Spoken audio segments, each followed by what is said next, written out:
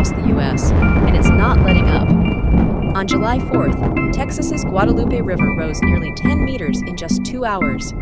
Over 100 lives were lost in one of the deadliest flash floods in U.S. history. And that's just one of many. A town in Kentucky was drenched with 340 mm of rain in 3 days. New York City's subway became a river. North Carolina's Haw River reached historic highs. What's behind all this chaos?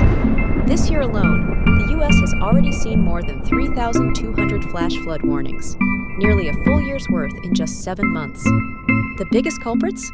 Sky-high humidity, unstable weather systems, and repeated storms hitting the same areas before the ground can recover. Tropical storms like Barry and Chantal unleashed wave after wave of rain. Training thunderstorms, storms that park over one spot, only made things worse, and 2025 is proof that our systems are struggling to keep up. We're becoming too sophisticated. We've got too much information. We're deranging ourselves. We're having a blast. And we're completely undoing all of the superstructure of the world. The number of people who don't have children or want children, or my kids make fun of me. I just go around telling people to make babies. And it's the most normal thing in the world. I meet parents who don't harass their own children to get married and have families. Like, what are you doing? The superstructures of the world. Yeah. One being family. Yeah. Love. Traditions. Yeah. Things that connect you to. And what are the symptoms of that unhooking from the superstructures of the world? How much do you care about things? How much do you care about people saying your name 4 generations out? Me. Yeah, you. You're probably asking the wrong person, because I just don't think legacy matters, because I'm going to be dead. That's right. But I'm asking all of you who believe that. Yeah. That is so sad. It is so weird that no one cares about their legacy because they don't see a future. So what I'm trying to say is, I'm desperate to get you a future so that you care. What needs to happen to get me a future? Something remarkable. Something utterly remarkable, because it's not going that way. And that's what the physics part is. Like, I talk about physics constantly. Physics is the only thing that's going to get you a future. How? Well, right now, the big problem is that we share one atmosphere. Yeah. So everything that can,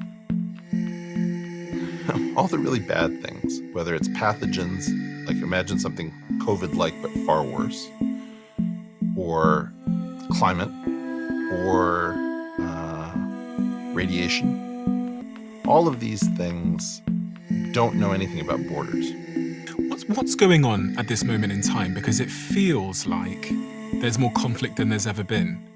I don't know whether that's just a bias that I have at this moment, but whether I'm looking at the wrong social media algorithm, but it feels like the world is tense. In the aftermath of the flood, and considering the large death toll, survivors, families, community leaders, and journalists are all asking, how could this happen?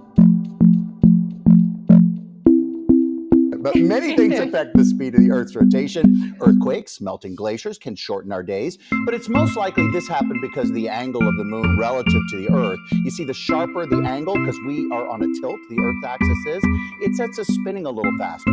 The same moon pattern sets up again on July 22nd and August 5th, so experts say the days will again be just about a millisecond shorter, so mark your old paper calendar.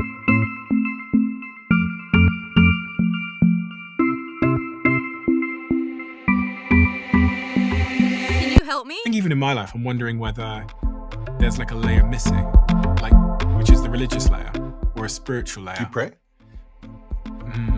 It's a good question. You'll come over Friday night and pray with us.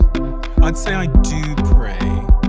That's pretty weak. But it's not the way that I see prayer in movies and stuff. So that's the thing. Right? We have this idea that somebody puts their hands together and they just believe. Yeah. But a lot of time when you're praying, you don't really believe. You're not sure that you're doing anything sensible. You feel ridiculous. Mm-hmm. And that's true even if you're a believer. Do you think we need religion? Can you help me? Yeah, said the atheist. Are you an atheist? Yeah. But I take religion super seriously. I don't think we're meant to live without it.